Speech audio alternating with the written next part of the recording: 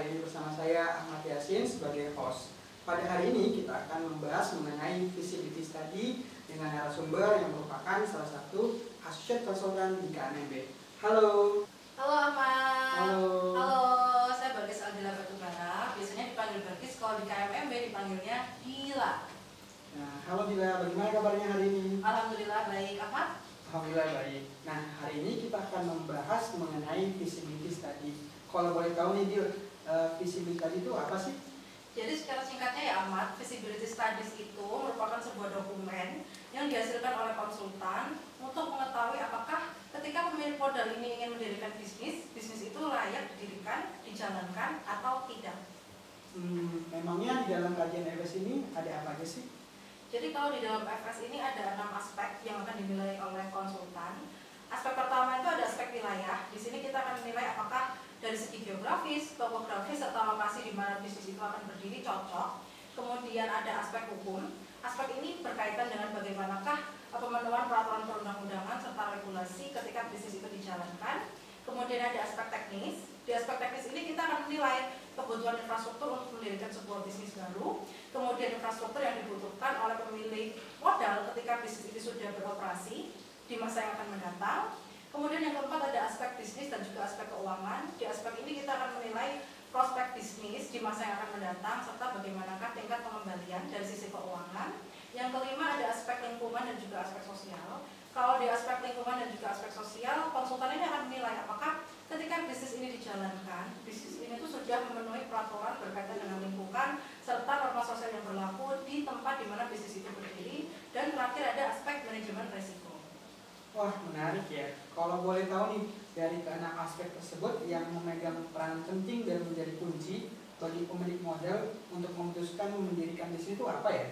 Jadi dari 6 aspek itu, sebenarnya semua aspek itu penting. Cuma ada salah satu aspek yang bisa dijadikan panduan atau patokan dari pemilik modal ketika dia ini memutuskan bisnis ini akan aku jalankan atau tidak. Yakni aspek bisnis dan juga aspek keuangan. Karena di aspek bisnis itu kan nanti konsultan akan melakukan proyeksi bagaimanakah pendapatan yang dihasilkan dari bisnis yang berjalan, kemudian akan dihitung berapakah nilai net present value, IRR serta payback period. Jadi kalau di keuangan net present value itu kita akan melihat bagaimanakah arus kas yang dihasilkan di bisnis di masa mendatang, tapi kita menilai arus kas itu di masa sekarang atau kita melihat present value-nya. Kemudian untuk IRR itu singkatan dari internal rate of return. Jadi memang bentuknya itu biasanya dalam persen. Di sini kita akan membandingkan apakah IRR yang dihasilkan itu jauh lebih tinggi dibandingkan dengan biaya modal. Kalau memang biaya modalnya itu jauh lebih rendah dibandingkan dengan IRR, maka bisnis ini layak dilaksanakan. Mungkin sebagian rekan-rekan di sini tidak banyak yang mengenal biaya modal. Biaya modal itu biaya yang dikeluarkan untuk berinvestasi pada bisnis baru.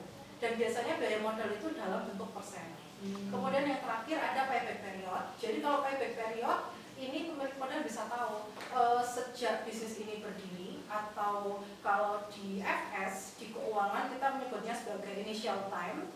Ketika initial time ini berlaku hingga di masa mendatang, kapan sih pemilik modal ini bisa mendapatkan uangnya kembali? Atau biasanya kita menyebutnya sebagai tahun di mana break even point itu terjadi.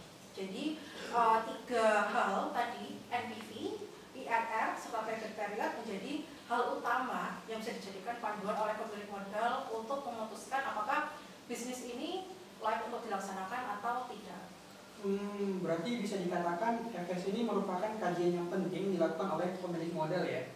Iya, sangat penting karena bisnis itu tidak hanya sekedar bagaimana kita membuat produk kemudian menjualnya kepada masyarakat, tapi juga bagaimana cara kita membangun sistem, bagaimana cara kita mendapatkan profit, bagaimana cara kita meningkatkan nilai dari bisnis kita, serta bagaimana cara kita bisa mengurangi risiko yang kita tanggung. Karena bisnis itu tidak lepas dari yang namanya risiko.